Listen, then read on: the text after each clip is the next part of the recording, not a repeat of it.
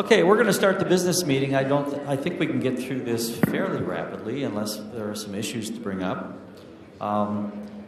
So I'd like to call the business meeting to order. You'll notice up on the screens when I did the agenda for the business meeting, I actually didn't realize how small I was making it. So I've enlarged a little bit. Instead of actually doing the PowerPoint, I'm just going to scroll through the stuff so you guys can actually see it on those screens. So after the call to order, we need to approve the 2013 minutes that were in the winter 2013 newsletter. And hopefully everybody had a chance to take a look at those minutes. Does anybody have any comments about the minutes, or does anybody want to move that we approve last year's minutes? April? And who is second? Okay. Yeah, where's Dan?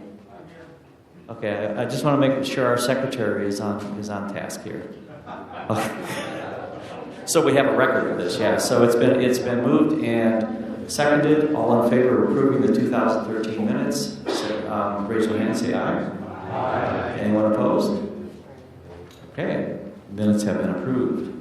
Okay, we're going to go to number 3, the financial report from our treasurer, Sherry Adams.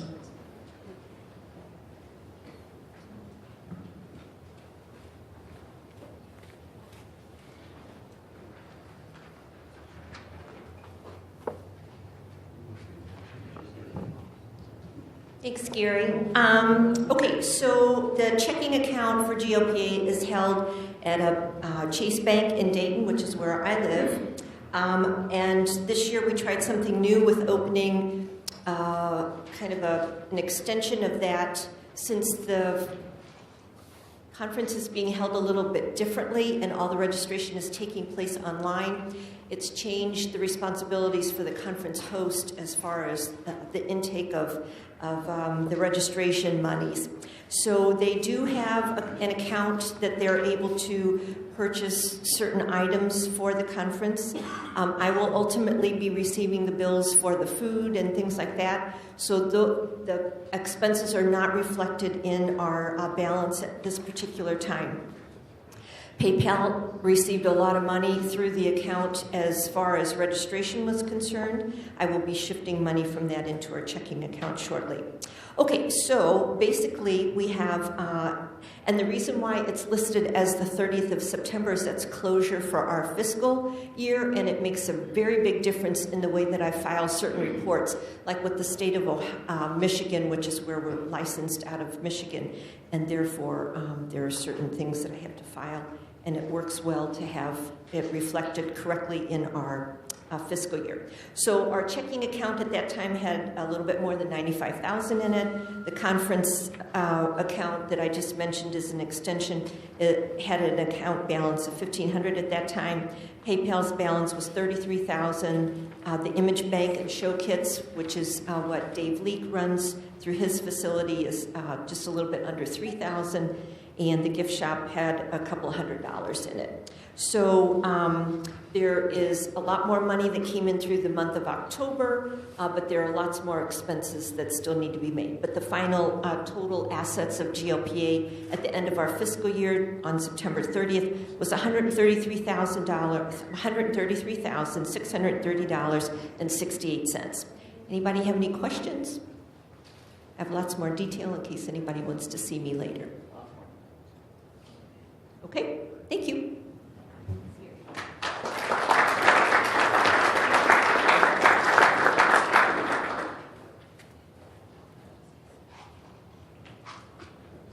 Oh, it says President's Report.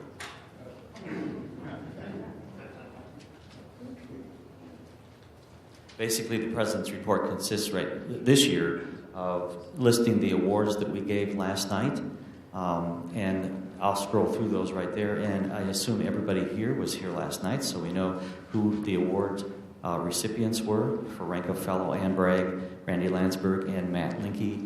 For the Service Award, Waylena McCulley and John Shore. For the Mentor Award, Greg and Barb Williams and Dale Smith. And our honorary memberships, Dale Brown, Amara Platt, Sheldon Schaefer, John Shore, and for the Galileo Award, David Weinrich. And so that's all the president has to say. Anybody have any comments, questions before we go on? I think we should give the award winners one more.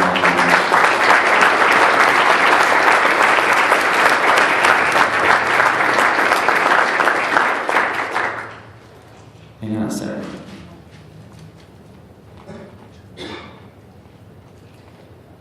I was typing this late at night, and notice the president-elect's report doesn't have a name after it, so I've forgotten you. It's payback. So President-elect report, Dale Brown.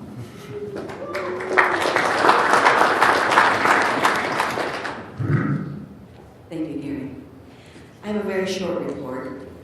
At the spring meeting, we voted to award 10 scholarships, but we only had 5 applicants. So I would like to encourage those of you who have a difficulty coming up with the money to submit requests for next year. We had 5 people that we awarded scholarships this year. So that's it. Thank you very much.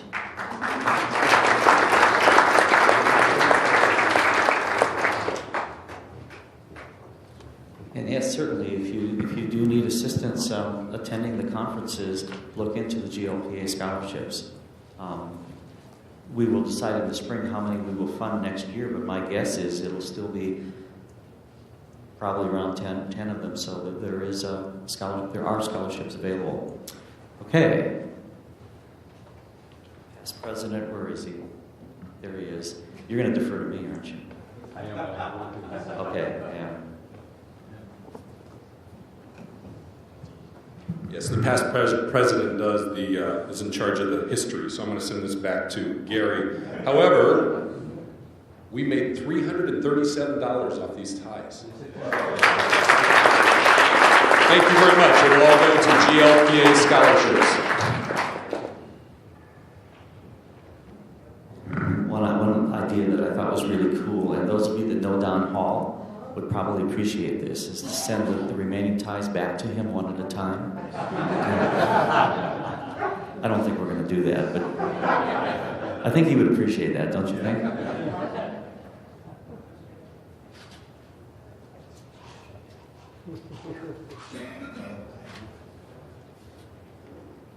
Recognize these?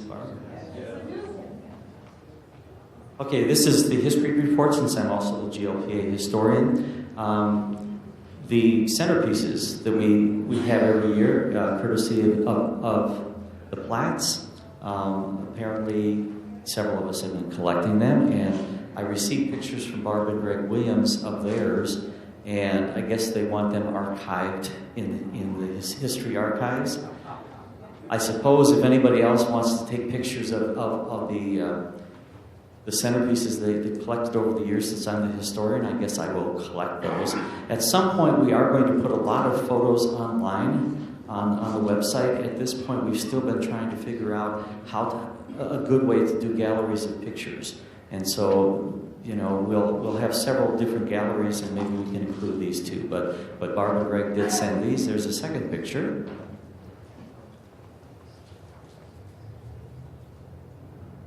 Just a different angle, right? Yeah. Also, Francine Jackson, and Francine, are you here? There you are, way over there, has been very interested in documenting Don Tuttle's quilts. He made, and I know you can't read this, that's okay, you don't need to read it. The point is that Don Tuttle, and he's a former president of GLPA who passed away, does anybody remember when? 22 years ago now. A couple years ago. He made a quilt for each state, not necessarily all astronomy quilts, but he did some others in addition to this too. His daughter sent us the list of the quilts with who has them, and Francine, I think, would like to collect just the astronomy ones, pictures of the astronomy ones, or all of them. Okay. I do know that April, is she here? Has one. I know Jeannie has one. So if you want to get with Francine and talk about photographing yours. I already have a couple of pictures.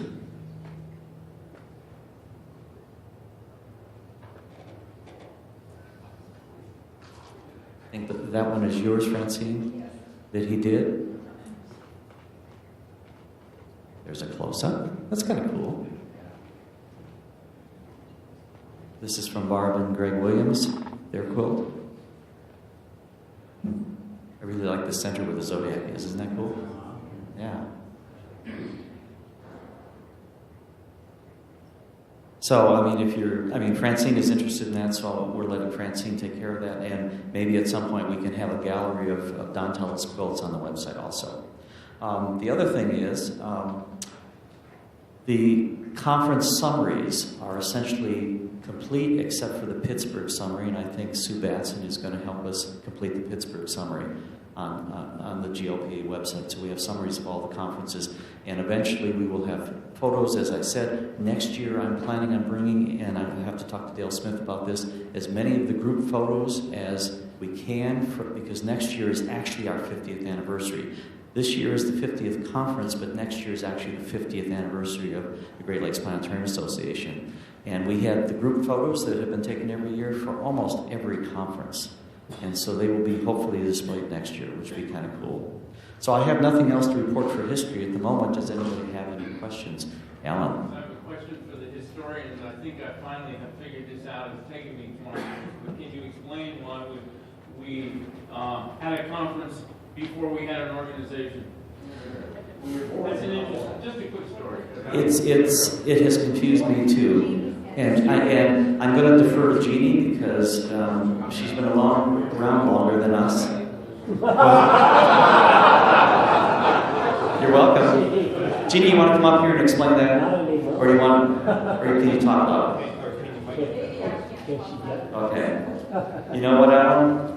I was confused the same way. Yeah. Why is this the 50th conference and next year's the 50th anniversary? I played the books last night, but I don't know that I got it right. I hope you saw I've been around.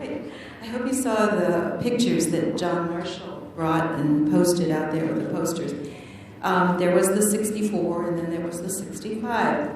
And in 64, it was a fall conference, which had a very bad day, a very bad snowstorm came on that day. And as we went, I think it was in Grand Rapids. Is that right, John, from your understanding? I think that we drove to Grand Rapids. I was there, 64. What? Wasn't it in Cleveland? No.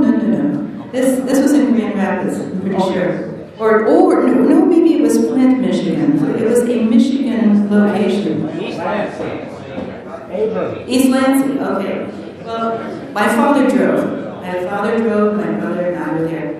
We were whited out by a snowstorm. Terrible snowstorm. But we went. We persevered and got through. And when we arrived, we were delighted that there were people there. We didn't know what to expect, but a lot of people didn't come. And it was decided that there weren't enough people to make a decision about forming a new group. So they said, well, the people will be there next year. We'll call this a preliminary meeting, even though it was intended to be the establishing meeting. So the next year, and I wasn't there, I was married the next year.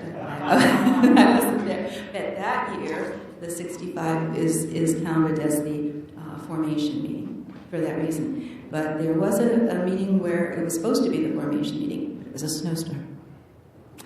Thank you. I didn't know that. As a former Michigander and a commuter through the snow belt, I now understand. Most people don't know that. Yeah, that makes a lot of sense. Year zero.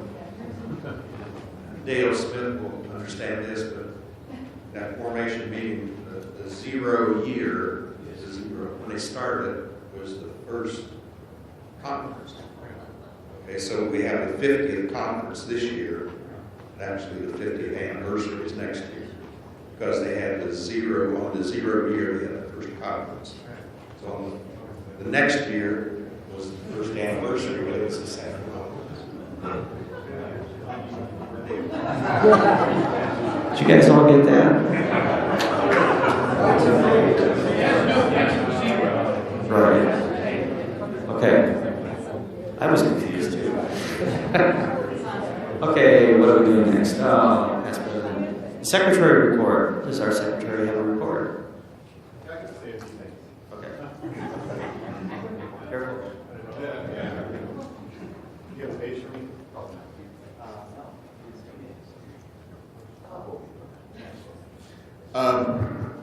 Secretary, just to review, excuse me, just to review a few things. The minutes for all the executive committee meetings are published in the newsletters. So the spring meeting was published in the summer newsletter. The one that we just had before the start of this conference will be published in the winter newsletter for your perusal and review to make sure you are aware of all the things we execs are doing.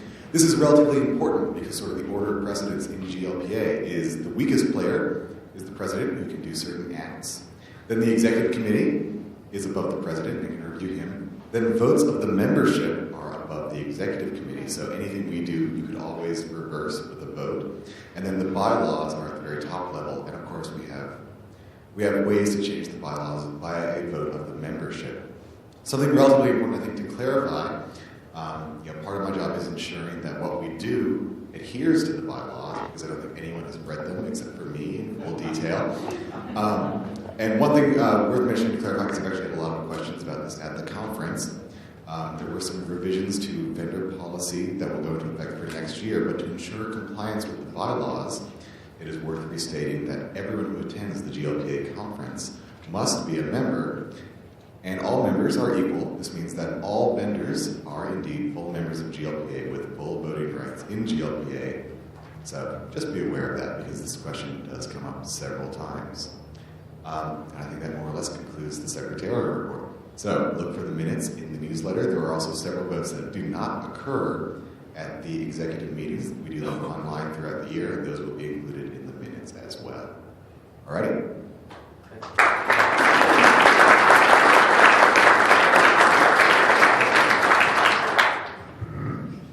Here she comes. Our treasurer, Sherry Adams. One more time.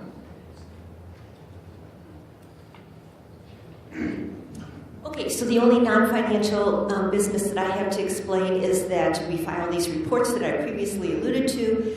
We are licensed in the state of Michigan, and therefore we have a report that we have to file with the state of Michigan, and then we have to file a financial report claiming what our status is for the IRS, and that goes into, the report is the 15th day of the 5th month after our fiscal year is over, so that's February 15th. So that will be taken care of when that happens. So we are a 501c6 organization, and they just need to hear from us to make sure that we continue to qualify for that status. Any questions? Yes? Considering what our balance has been doing over the last 5 to 10 years, how may that affect our status? Excellent question. The question was, how does that affect in the fact that we have a nice balance? The IRS doesn't look at what our balance is. They look at what income we generate from one year to the next. So it's only revenue that they care about. So if our balance only fluctuates $10,000, they don't even blink an eye at that. But if you generated $100,000 in revenue, that's when they would take into account. So that is why I'm very carefully stipulating what happens and how we close out the books at the end of the fiscal year, so that I can be very exact in telling them what revenue we generated the previous year. Chris? Just to clarify that a little bit, Dave Reamer and I attended an NSTA workshop 5 or 6 years ago where they had a financial expert there talking about professional organizations. And they recommend having 3 to 5 years of liquidity to be a safe organization. So when we see these large balances like that, it just means we're a very healthy organization.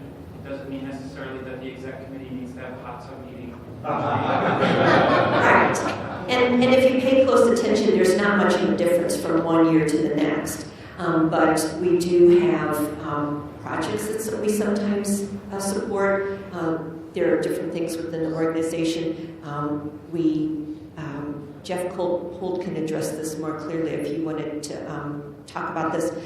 We did spend some money in the organization paying for an upgrade so that it really addresses very specific needs that we had for registering online, and that was an expense that was well worth it because it streamlined the registration being done online. So because we have a healthy balance, we're able to do things like that. So, yes, John? You mentioned the amount we set aside for self-insurance. Right. In light of what happened last year with the Peoria situation where the conference hotel had the fire and we needed to change our location, we have considered having ourselves self-insured so that we have enough money to cover the cost if we have, at the last second, have to move the conference to another location. So, so that's a good point John made. Anything else? Thank you.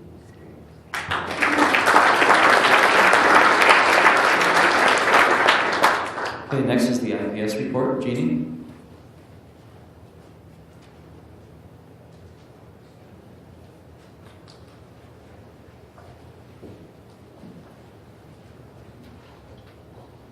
I'm just curious, how many did attend the report I gave on Beijing, the conference the other day?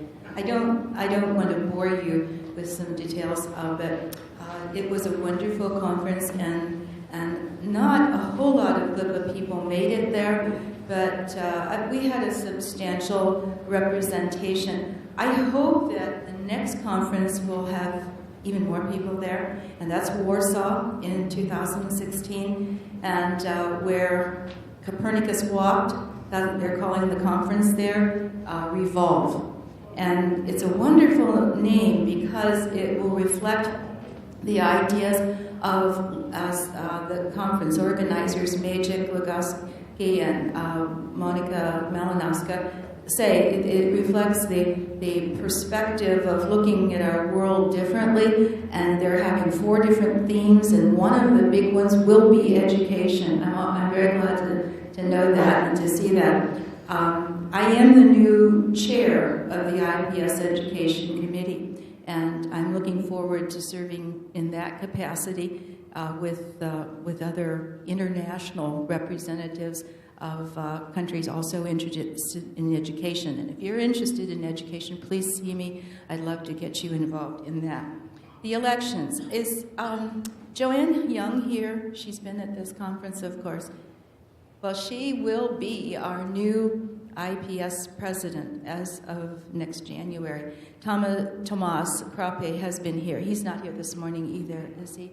He has also been at this conference. He's the present president. We have in our midst the new treasurer of IPS as of the next set of servings, and that will be Ann Bragg. Let's give Ann Bragg a hand for being elected.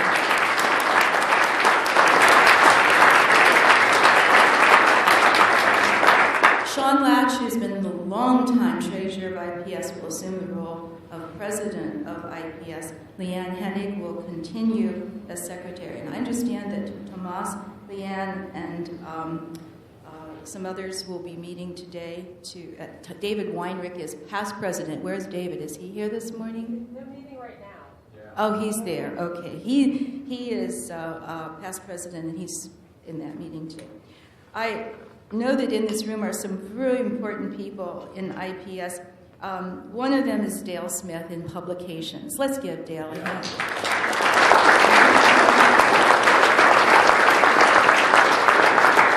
Another very important person is somebody he works with, and you all benefit from the wonderful things that she does.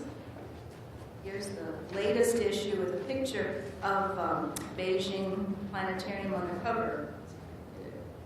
Open at the right spot. Now I'm having trouble. Anyway, that is the latest issue. Sharon Shanks is our editor.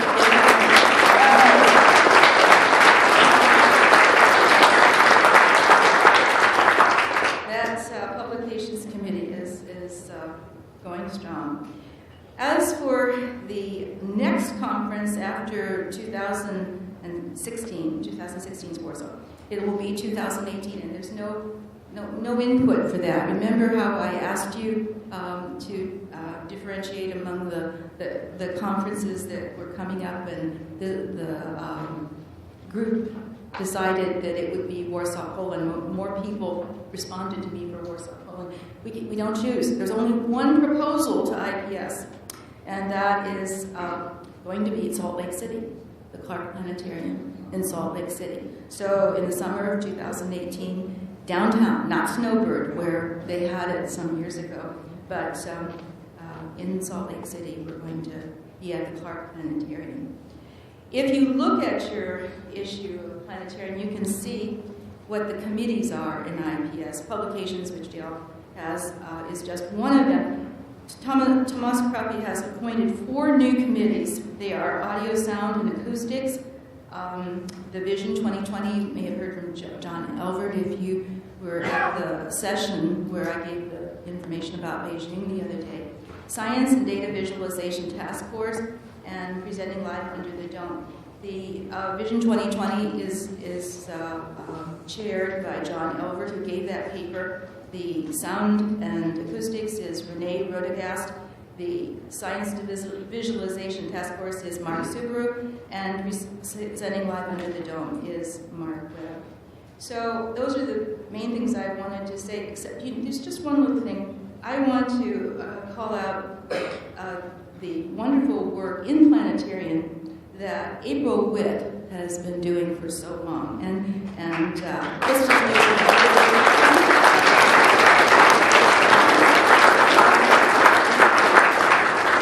and we have another member who's not here, and that is Sue Button, who has had a long-time set of articles on portable planetarium, and she's chair of the portable ad hoc portable planetarium committee. So that's really all I had. Oh, awards. Awards presented in Beijing included one to Ludwig Meyer of Zeiss, which was presented later because he couldn't be there, and Phil Sadler. Phil Sadler, many of you use portable planetariums that were developed in Star Lab, Learning Technologies. He was presented with the award, and the award was the Technology and Innovation Award. Those 2 people received it. Are there any questions? Do you have anything that you'd like to share in front of the group with me or ask me? Oh, okay. Well, be in touch, and I'll try to represent you the best I can. And please join IPS if you haven't this year. Okay? Thank you.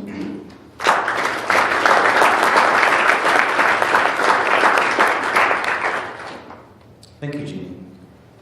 Membership report, John Fox.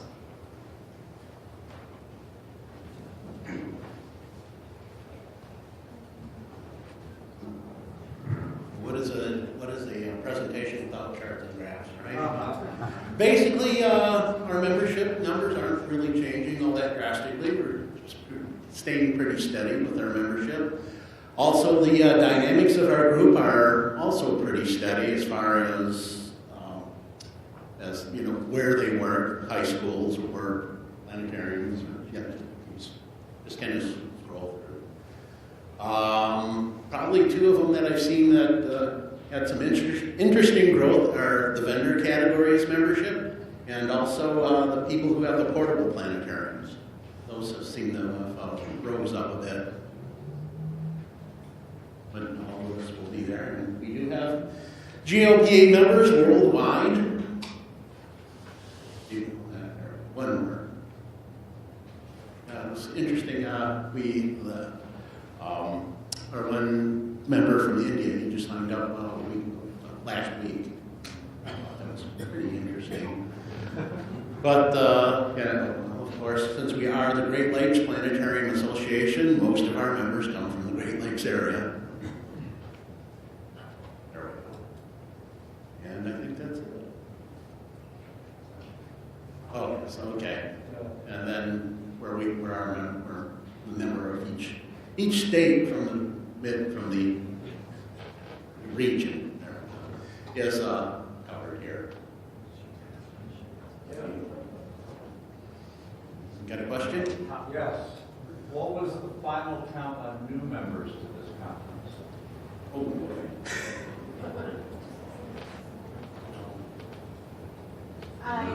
Well, yeah, I can The look at number it. escapes me, I'm sorry. Other than lots. We did Well- have a lot.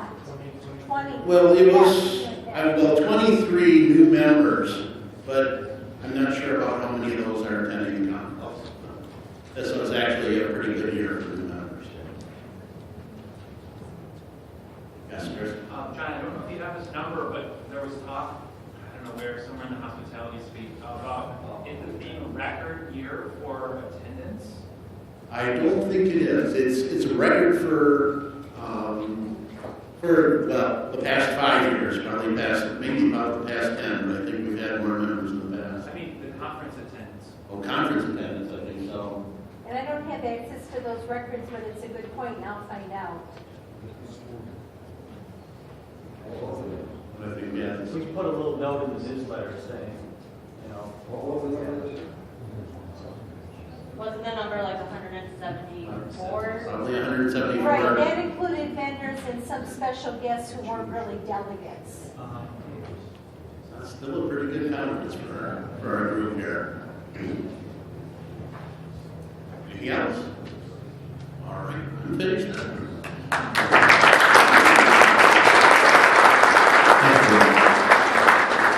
The final numbers, once they're all tabulated, we'll make those final numbers available to everybody, so that you know. I guess Bob is ready for development. All right, our numbers for development vendors went up to 26, which is since I took over in 2008, that's the highest number we've ever had. So that's been great. 7 at Parallel Universe, and Gary's bringing up the list there for you. 5 at the Universe, some strange reasons 0 at the galaxy level, and then 7 at the solar system, 5 at the planet, and 2 at the moon. So you saw in the conference evaluation, we did things a little bit different this year. We appreciate your feedback on that, and we'll adjust accordingly. The late shows, of course, were new. The dedicated vendor time was new. So all of that feedback, hopefully, Gary and I will share, and we'll. And we do have numbers for how many people were at each late night show. Oh, you do great. Yeah, send that along to us too. That will help quantify some of the qualitative things that you can give back. So we got some vendors here still, and so I've talked to them a bit and appreciate their feedback. Chuck gave me some good comments about the bags and different things. So if you have any comments, feel free to share them with us. It's good. It helps. I mean, you know, can't please everyone, but we sure try. So we'll continue to do that. So open it up to questions. I'm guessing, I assume that the spread and who's in what category varies from year to year too, doesn't it? Yeah, it does a bit. You know, one year we only had 1 parallel universe, and this year we had 7. So it can fluctuate. We did, you know, we changed a lot of things this year. We continue to do it. And, as Dan mentioned, all the vendors are members now. We had that discussion. I think we're getting it right, at least I hope so. Any other questions? Thank you. Joe? I just wanted to confirm, when a vendor membership, is that a corporate membership, or does each person who comes from... Each person, they get one vendor membership in terms of the newsletter and things like that, so we're not doing all that, but if they come to the conference, they have to come to the conference, or renew it separately, like if there's a vendor representative who comes every other year, they've got to renew. So then a company that brings 5 representatives will pay more than a company that, for membership, than a company that brings 2? No, since they're vendors and they're paying lots of money, we waive the $20 fee. They all become members. Yeah, we just waive that because, you know, they've given us feedback that we're nickel and diming when they give $2,000-$3,000 for, hey, give me $20 for this person. So we kind of drop that. Yes? Then I'd just like to mention that since Mirage 3D and California Oh, yeah. Academy of Sciences bought some late night shows. They actually should be bumped up. Yeah, we have changed on your list. One way to encourage higher level contributions would be to tie a certain number of free individual memberships to the different levels. Yeah. Possibility. Mm-hmm.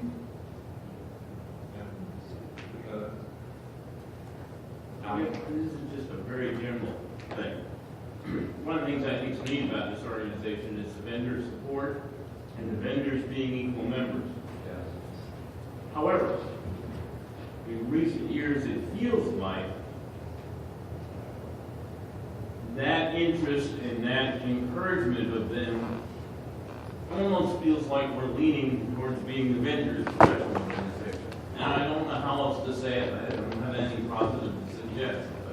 But I don't want us to get so carried away that we're getting less and less papers and learning less and less from each other.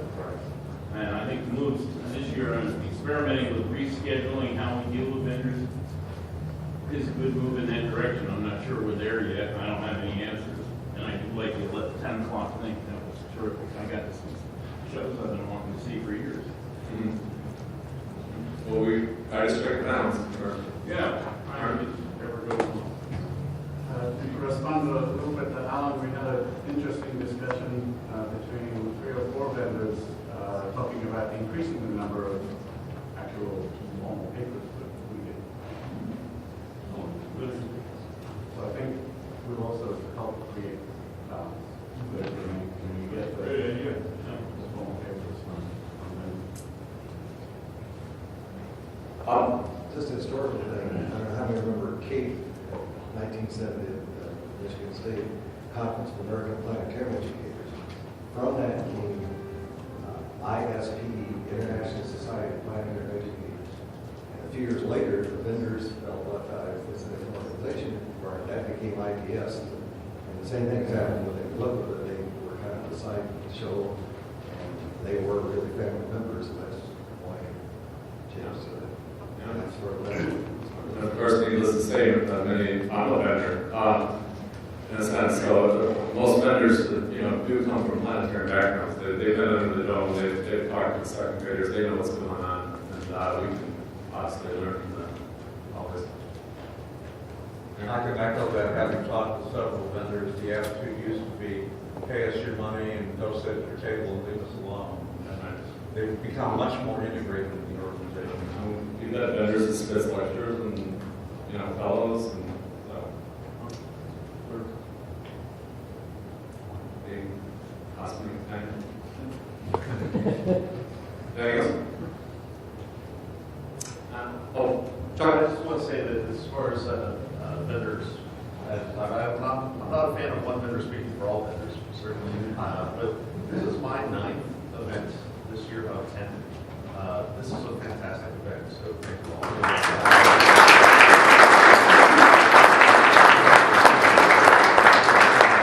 Thanks, Justin. Anyone? Thanks for everyone. Thank all the vendors. Thank all of you for supporting them. Thanks.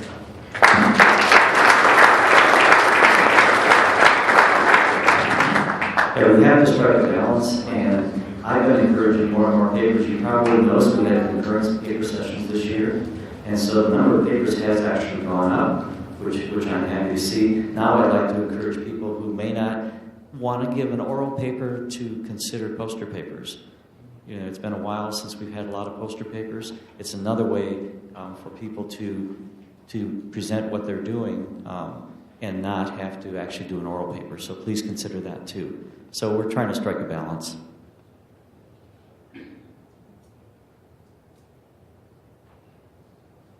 I had to see what was next. Okay. Publications. Barge, you around?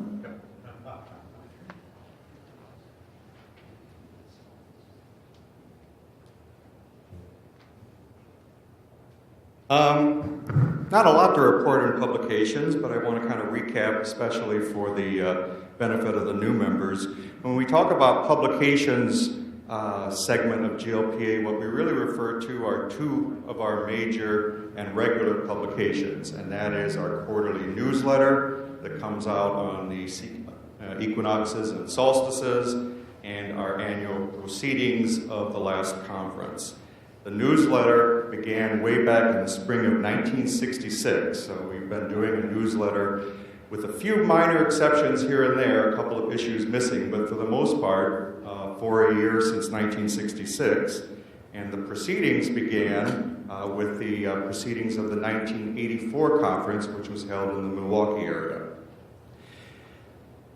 For most of the history, we've been distributing it by mail, but in recent years, we've been distributing it actually one of three ways, and each member can choose which way they want to receive it.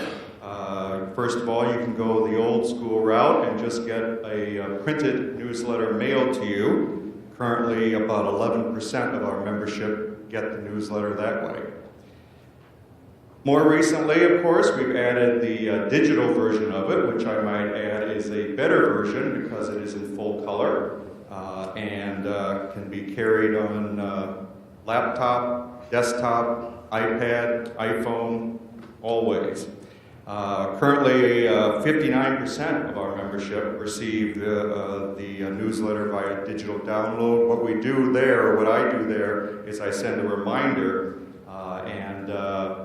that the new issue is now available. I give a link on the email message, and people can download it from our website. And I might add that the newsletter is free to anyone, so that you don't even have to log into the website to download the newsletter. So if you ever have a problem with your getting in, or you just don't want to type in that password, if you're just getting the newsletter, you don't have to. You can just download it from the proper page on our website. And finally, a number of people, about 30%, request to get the printed version, but they also get the digital version as well. We refer to them in our database as both. And so when we add it up together, we send printed versions to 102 of our members, and this is dropping. In 2011, it was 66% of our members. Next year, 57%. Next year, 47%. And most recently, 41%. So more and more people are embracing the digital version of the newsletter, which I encourage you to at least consider, those of you who don't, because it is more colorful, and the covers are a lot better looking when they're in full color. And also the conference photos that I print in the winter newsletter look a lot better in full color. Advertising, we have a record number of pages of the newsletter, as many of you may have noticed, that are devoted to advertising. And once again, I'll thank the vendors for that. Currently, 13 and a half pages of the newsletter are advertisements.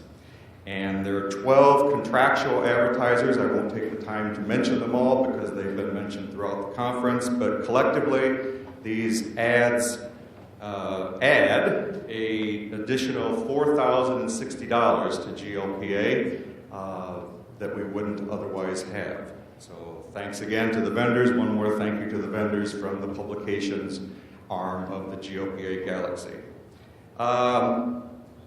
Thank you to I should start by saying publications is really the work of two people, myself and Dale Smith. Dale and I both started editing our respective publications way back in 1988. And for those of you 20-somethings out there, I thought that it would be valuable to kind of point out the difference in the world and the GLPA universe back in 1988. Most people were listening to music on vinyl records. CDs were just becoming mainstream, and there were a number of people that weren't quite sure whether they wanted to embrace this little disc because it may not sound quite as good as the vinyl. But gradually it took off and became the CDs. But that was just getting underway in 1988. Digital music, such as iTunes and iPods, were about 13 years away. So that was a long way away. On your desktop, Macs were about 4 years old, but most people in most schools use Apple IIe's at the time, which is another thing that you might have to go searching for or go on eBay to see what one of those looked like if you've never seen one. PCs operated under DOS. I had to ask someone what that means. The first successful Windows product, which was Windows 3.1, was about 4 years away. So Windows didn't exist. Mac was the only thing that ran things kind of like Windows at that time. Ronald Reagan was president. In that year, George Bush and Dan Quayle from Indiana beat out Michael Dukakis and Lloyd Bentsen. Some of you might remember John Kennedy. Some of the old people might know the famous vice presidential debate that happened then, which was one of the highlights of that year in the election. And finally, 1988 was the year that the space shuttle resumed flying in September of that year after a 2.5-year hiatus from the Challenger accident. So for some of us, this is a flashback. For others, it's American history. Finally, I've been reporting also, even though it kind of ties in with Jeff Holt and technology, the Facebook and Twitter information in my report. Both of these continue to increase in popularity. Facebook started off 3 years ago, the GLPA Facebook page, with 92 people liking it. We're up to 233 now, and probably more than that in the last few days. Twitter started off 4 years ago with 23, and now we're up to 110. And in my earlier reports, I've talked about that this is still kind of an ongoing thing. Jeff and I are trying to figure out ways to make this more of a service to the members. Well, we took a great step forward because we are happy to report that we've recruited 2 additional people to assist in this and become administrators for these. And I think this and other steps we take might breathe a little new life into it. In fact, if you haven't looked at our Facebook page for the last few days, there's a lot about the conference there. And for the first time, we were tweeting live tweets from the conference. Well, we've done it before, but we were trying to popularize it and get it done more this year. But 2 Illinoisans have volunteered their services. Renee Kerrigan from Peoria is going to help out with our Facebook page.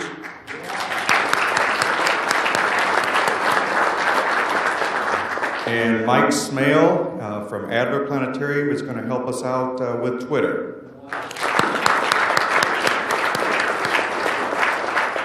And keep in mind, these are your pages, all of you. So if you have suggestions on what we might do that we haven't thought of to use these to get the word out, please let any of us know, and we will seriously consider it. I think that's all I have, unless there are questions. Yes? Could you share how many you've edited and how many? Oh, yeah. I think Dale's 31, is it? The next one will be 31? 26 or 27. Oh, say, yeah, 31 is how many we've done total. So 26 or 27, and my next one will be 108.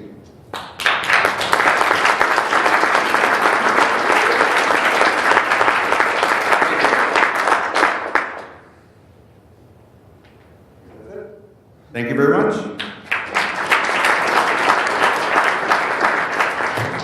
Okay, Sue for education. Here she comes.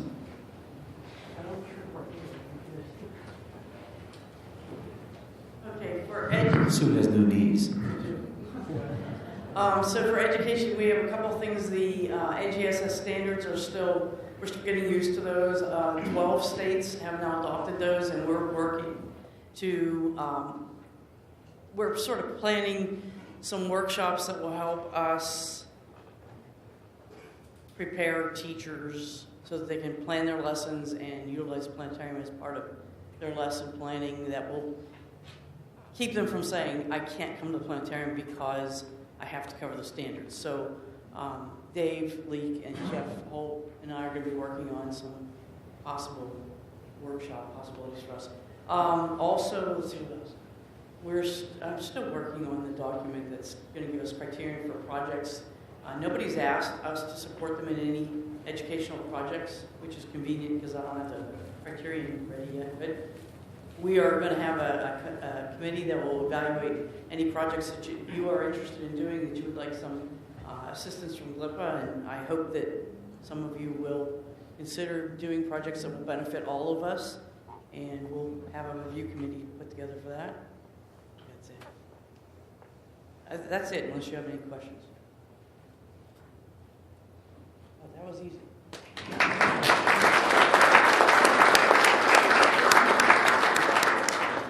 Okay, technology. This is a big one. Here comes Jeff.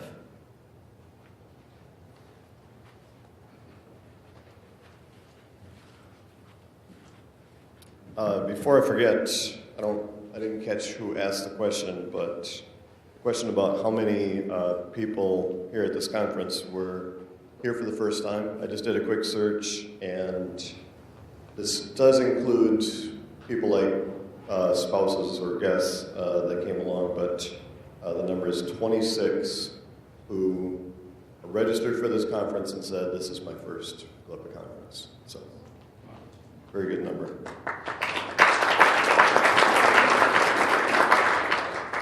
And also related to what Sue was just mentioning about proposing projects, really the best thing to do is to start with just kind of bouncing your ideas off of somebody on the executive committee maybe that's most closely related to your idea, like Mark Perkins just did. Mark Percy. Sorry, didn't mean to worry you, Mark. You're like talking in your sleep or something. But I'm a school teacher. I've been called much worse. So pick a mark, any mark. Don't tell me which one. And just kind of ran the idea past me. I think it sounds like a great idea.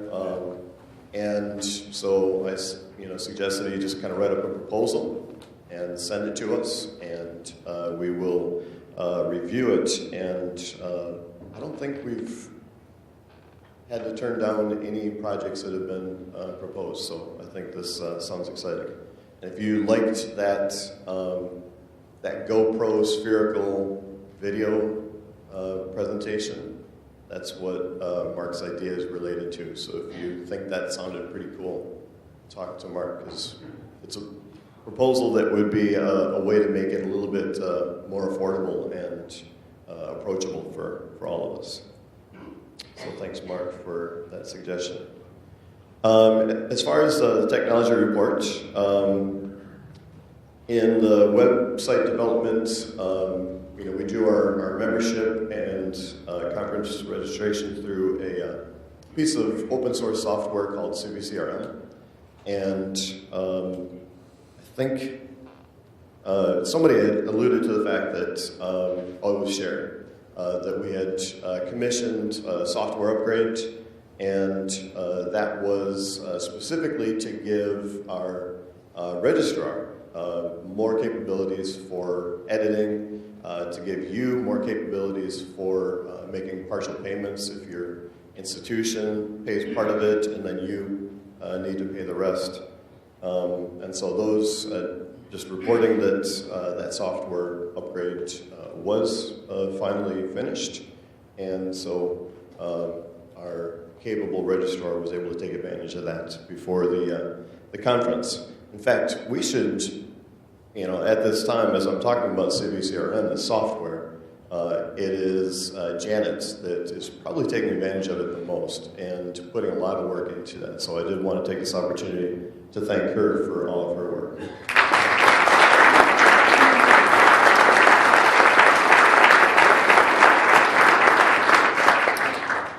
Also in the area of website development, we mentioned the fact that Adam Lease is working on a new theme that would be easier for everybody to navigate no matter what size screen you're on. So please remember to provide that feedback to Adam. Adam, can you do another wave? And let's show our appreciation for the time that he's putting in.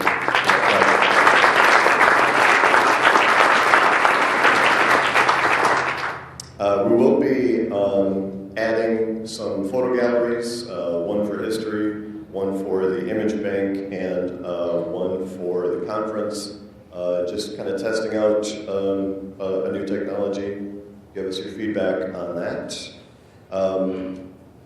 We do try to refine our process for registering, for renewing memberships all the time. And a lot of the improvements that come about happen because of the feedback that we get from you. So please do give us your feedback on how the experience of registering or renewing your membership worked out for you, And if something was confusing, let us know, and we will try to improve that and refine that over time. On the kind of behind-the-scenes side of the website management, I would like to thank Tom Dobes for all of his work. He's our server manager, so let's show appreciation.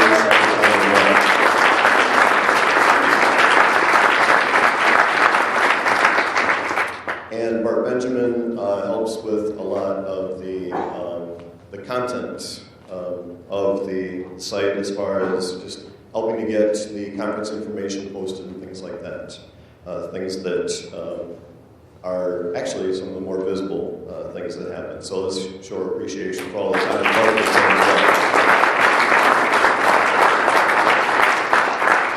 And I also want to announce that the Technology Standards Ad Hoc Committee has been working on, actually, and a whole bunch of people beyond that have been contributing to a tips booklet related to full home technology. If you have not checked out that booklet, it's almost more like a book, and it is available on the website. That project is headed up by Waylena, so let's actually show our appreciation to everybody on that team, but especially Waylena.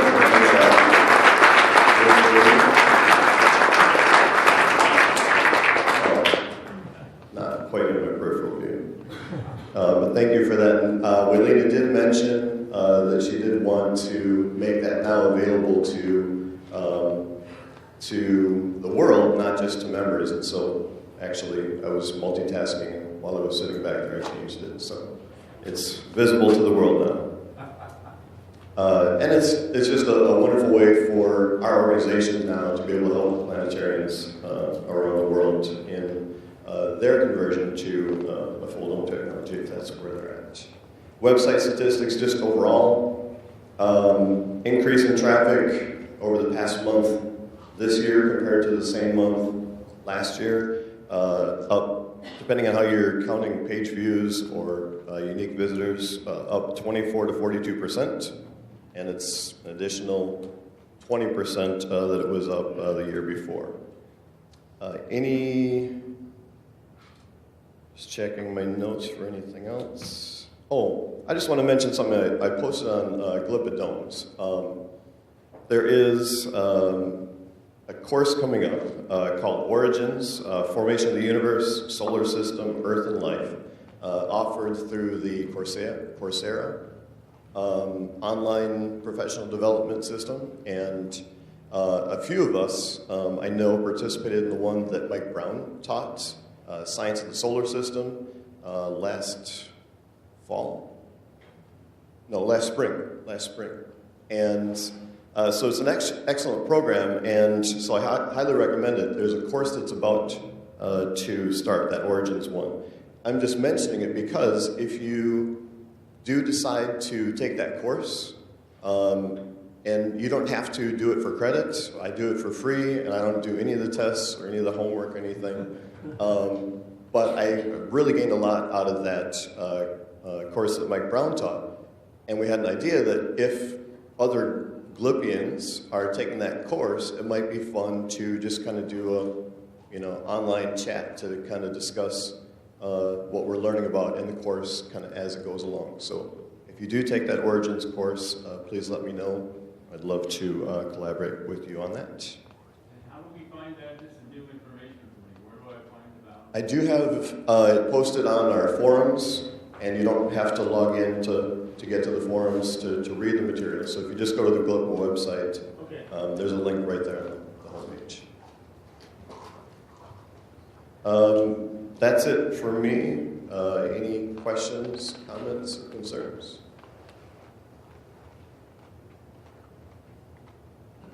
Anybody still awake? Thank you.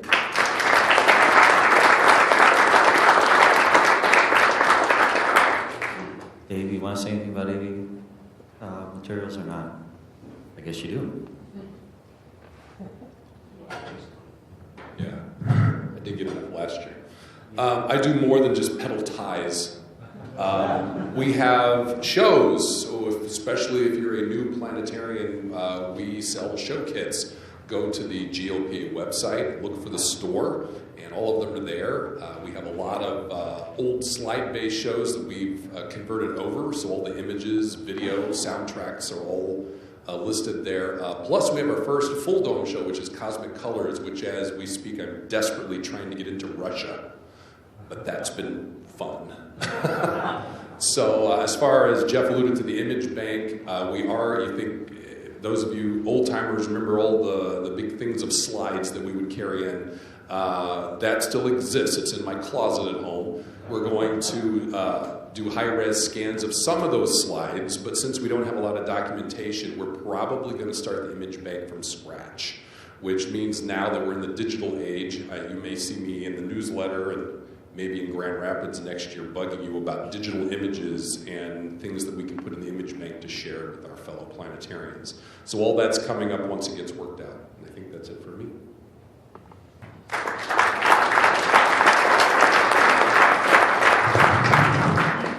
And last, whoops. Can I just ask us to kind of show appreciation to Dave for all of his work that he does for the AV curation?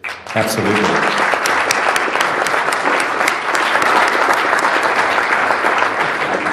I like it. And last but not least, Mr. Gary Tomlinson, Conference Planning. Tell us about next year.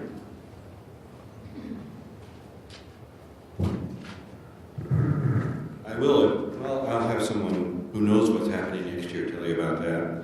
I just wanted to thank Janet and Tom for weighing in on that.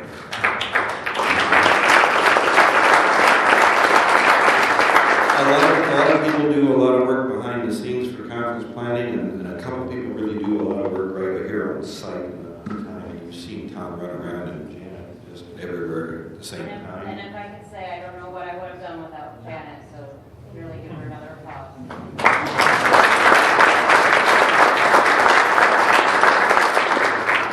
And when you try to register for the conference and something's not going right, don't create a new account.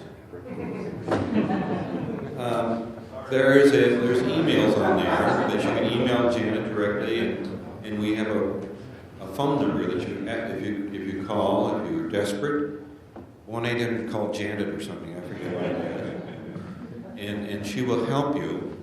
And so keep your email information up to date so we can send you your passwords and things like that. Anything else I should say, Jeff or Janet? Just keep your information updated. I've been told that between name tags and the delegate list, there are two pieces of information. Well, that's because they're different in our database, so you kind of have to check in and to make sure about that. If you have questions, John Potts can help with membership information. If it's anything to do with the conference, that's where I can help out. I'm just watching League Taiwan. I do want to say something about the Grand Rapids Conference. You've heard a name here mentioned today and yesterday that some of you may not know, and I wanted to talk about Vondell Chamberlain just a little bit. We're trying very hard to get him to the 50th anniversary conference in Grand Rapids. Some of you have no idea why some of these people are applauding, but he was, there are three founding fathers in GLPA. He was one of them. He was the founding father, actually, truth be known, of this organization. He was the founding father of IPS. So the sharing that goes on in this country and around the world is due to basically one man. And if you haven't had a chance to meet him, you should try to come to the conference next year. He might be there. Well, as you might imagine, he's even older than I am. Yeah. And traveling is a problem for him, but we're working on him very diligently to try to get him here. But the person who's really going to tell you about Grand Rapids is a young, energetic, new director, only the fourth director of the Roger B. Chaffee Planetarium, Kenny Cott. Come on up and let's hear about Grand Rapids.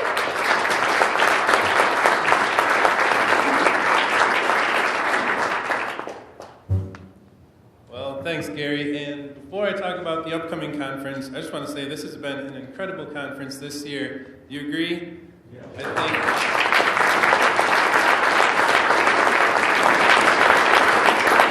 I thank Ron and Dana and everyone involved for such a wonderful event. And I hope we can meet this next year. So let's have a great big round of applause for everyone.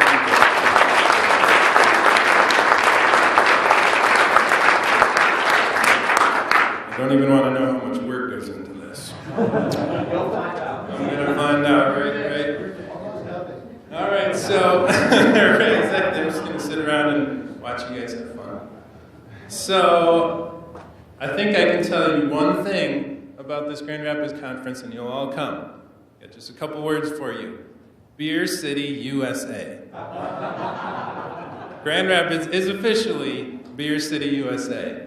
We have incredible breweries, all sorts of great craft beer. It's amazing, and we'll have some fun with that in Grand Rapids. So I think that's all I need to say. All right, well, it is, of course, the 50th anniversary conference, and so that'll be a very exciting one, and especially if Vondell Chamberlain shows up, who I have not had the privilege of meeting, so that would be very interesting. The dates are October 14th through the 17th, 2015, so a couple weeks before Halloween, 14th through the 17th. This is also right after another huge Grand Rapids event called Art Prize. If you haven't heard of Art Prize, it's becoming world famous very quickly. There are artists from all over America and the world who put together pieces, thousands of pieces, and they're just displayed across the city. That will end on the Sunday before the Wednesday that the conference starts. So there will still be a lot of art around town for you guys to check out. And if you have the time, do come early because it is worth seeing. If you can't make it next year sometime, it's incredible, absolutely incredible. And you get to vote on your favorite things, and they give out like $200,000 to the winner. So it's really cool. Our planetarium was recently upgraded, the Roger B. Chaffee Planetarium. We have a 50-foot dome. It's flat. We have a Digistar 5 system. We were closed for about 6 months last year. We renovated the whole thing. We also have Chroma Cove lights, so you guys will get to check that out. We're having some fun with those. But yeah, it'll be a great conference, a great facility. We have an amazing theater where we'll do a lot of events. And the banquet will actually be in the museum underneath the whale. Now, the best part of Grand Rapids Conference is that the hotel is directly across the street. No buses necessary. So that should be a great convenience. Let's see, did I miss anything else? I think that's about it. Do you have any questions? I heard you're supposed to throw pennies on the tail. So we have this gigantic whale above our galleria, we call it, this dance floor. We'll eat down there. And this whale used to have a sign in the old museum that said, "Do not throw pennies on the tail." Because people would. They brought it over to the new museum, set up the sign, and people kept throwing pennies on the tail. Finally, somebody decided, let's just take down the sign and no one will think to throw pennies on the tail. And it's worked ever since.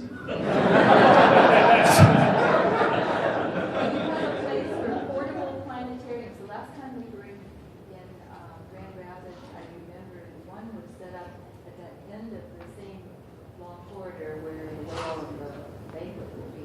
But is there some other place in that museum where you can dedicate space for portable workshop type things? Portable, we do have a plan for where we're going to place most everything at this point, and I guess it's not set in stone necessarily. We have some pretty large areas downstairs on the main floor that are relatively empty where we can set up some portable planetariums. The vendor space will be in our cafe, as far as I know, that's the plan. So a nice large space is right next to the planetarium. So you don't have to go get lost in the museum, it will be right there. So that'll be pretty convenient if that answers your question. But if you do have any concerns, let me know, and we'll look into it, try to be accommodating. Anything else? All right, thank you very much.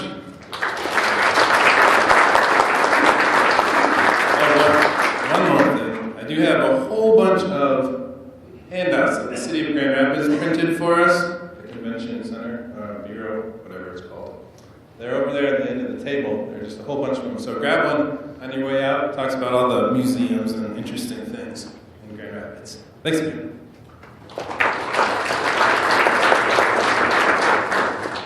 Hey, Kenny, have you ever thought about putting a sign on the wheel of don't throw $20 bills on the wheel? I just want to I made the assumption that people with their name tags still on with their names in it don't want to be part of door prizes. So if you do want to be part of door prizes, think about getting those up over here sometime before we do door prizes. And of course your conference evaluation, I guess I'm skipping ahead on it, but your conference evaluations, I'll take those too. And if you need one to fill out, I still have some left. And we want to have everybody to know when the state meetings are going to be, even the people watching on streaming. So I have no idea when they're going to be, so I'm going to call on Indiana to tell us where and when your meeting is going to be. To be determined. Everybody in Indiana is going to be somewhere. It's going to be sometime between the end of March and the first week in May. We've got a couple of dates, but this is always the hardest thing for us to do. But I think we have a couple offers for places, so we'll figure that out. So be sure to be launching the newsletter for the Indiana State Meeting. Michigan? East Lansing? Did John French leave? Oh, go ahead and say something. Yeah, so the Michigan meeting will be in East Lansing, Michigan, the first weekend in May, Saturday. We got it first. Ohio? After a year of a two-site meeting, the three-site meeting, we're going back to a boring one-site meeting. That boring meeting will be in Bowling Green on April 11th. Saturday. April 11th, Bowling Green for Ohio, and it was May 2nd for Michigan State. In Illinois? The great state of Illinois is having their state meeting on Saturday, May 2nd, in the lovely town of Champaign, Illinois, Parkland College. Champaign, Illinois, May 2nd. Wisconsin, Minnesota? The great state of Wisconsin, the great state of Illinois, Minnesota. We're having our meeting in Wausau School District Planetarium. Chris Janssen is the host. Early May sometime. It's going to be in Wisconsin, early May sometime. Wausau, Wisconsin. Well, Wausau, Wisconsin. Okay. Everybody's thanking everybody I ever wanted to thank. But it has been great. Oh, you're supposed to do that. Anyway, I want to thank Danny and Amanda, the other guy at the end of the table.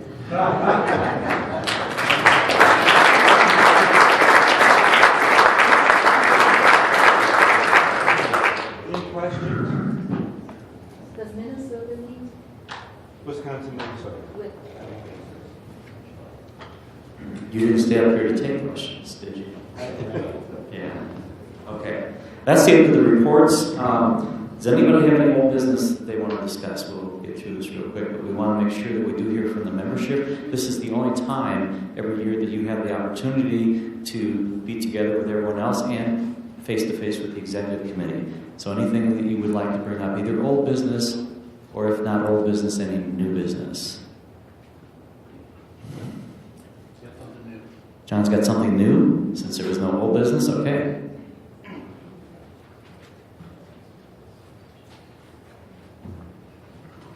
All right, well, everybody knows how this organization has helped you be a better planetarian. And I think everybody also knows out there some planetarians who aren't members.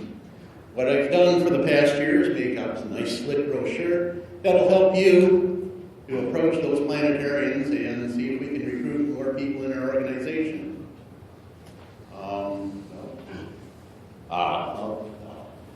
One nice thing about these things, they're nice and slick. They look pretty professional. And I was able to get 250 of these for what it would cost to get 100 color copies at Kinko's. So we've got some to hand out to everybody. Also, again, I want to reiterate that if you have any trouble with the website, contact any one of us and we'll get to you as soon as we can. I mean, we're here to help you. And well, I guess that's it. Just contact us. And then on the last note, if anybody has any Codolith hiding in the back of the refrigerator, I'd really appreciate getting some of that. Thank you.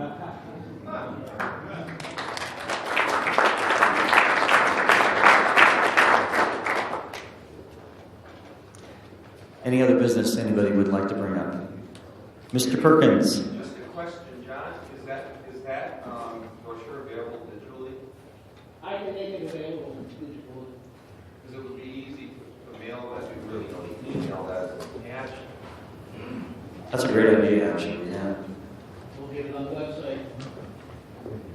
Excellent. I used a bunch of them in the beginning of the week, but I didn't have time to call you. I didn't know we had one. That's great. I'll pick some and take them. If you've got them, I'll take them. Yes. Yeah, these were just done in the last year. So, yeah, they're very cool. So, why don't you put some out somewhere, John, so everybody can take a look at them. So, when you get a chance, when we're all done here today, take a look at the brochures because they are very nice. Any other business? If not, oh, sorry. Thank you. I was a beat behind Jeannie. I think it was Benjamin Franklin that said, if we do not hang together, we shall all hang separately. Just an encouragement to participate in the Vision 2020 project for IPS. It's very simple. As an organization, what do we see as its strengths? What do we see as its weaknesses? What are the opportunities coming up and what are the threats? And that will be a way for IPS to develop a common vision that will take us forward.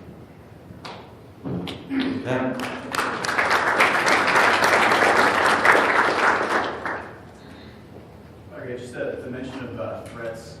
What was the organization's response to the competing planetarium technology event this weekend? You're opening a can of worms. There hasn't really been any. There hasn't been any kind of public statement. I'm just curious what. We purposely didn't. Yeah, we talked to Jeff Bowen separately, and it obviously has had no effect on our conference. And so really it's a dead issue at this point. I'll be glad to talk to you later, but as state chair, I talked to Jeff before anybody else did. And we're only part of his business. Yes. And I saw the display, and it was about his other business. Yeah, so it really ended up, we did not make an official statement because we decided to take the high road here, and because really there isn't anything we can do about it. It obviously did not affect our conference. And frankly, I hope Jeff had a successful event also. I don't know since we were here, but and a lot of his business, of course, is museum business too. So hopefully he did have a successful event. Did anybody go to the Bowen Expo? It's here. He's not here, but Howard George went this Wednesday. Yeah. Yeah, I was there Wednesday for just a couple hours. I think the initial reaction was that it was going to affect our conference. Obviously, it did not. So I'm cool. I sat with Howard, who attended it last night at dinner, and he was very pleased with the conference. He is more of the theater technician sort of person, and he felt that he got a lot of professional development out of it. Good. Any other comments, questions, reactions? If not, I will entertain a motion for adjournment. Make a motion. Okay, there's a motion by Mark Perkins, second by Sue Batson. She had her hand up first, sorry. All in favor of adjourning the business meeting? Raise your hand, say aye. Anybody opposed? Thank you very much. We're adjourned. Before anybody, you can pause.